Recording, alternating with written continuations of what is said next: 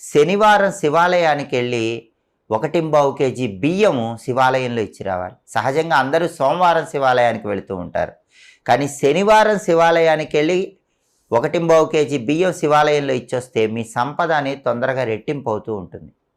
మీకు జాబులో టెన్షన్స్ ఉన్నా, వృత్తిపరంగా ఎదుగుదలలో ఆటంకాలున్నా శనివారం శివాలయానికి వెళ్ళి అక్కడ మారేడు దళాలు సమర్పించండి. శివుడికి మారేడు దళాలు శనివారం శివాలయంలో ఇస్తే దానివల్ల ఉద్యోగపరంగా ఉన్నటువంటి సమస్యలు దాదాపుగా తగ్గిపోతాయి.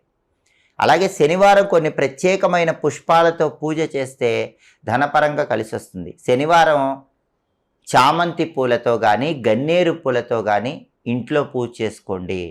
అలా పూజ చేసుకున్నట్లయితే మీకు తొందరగా ధనలాభం కలుగుతుంది.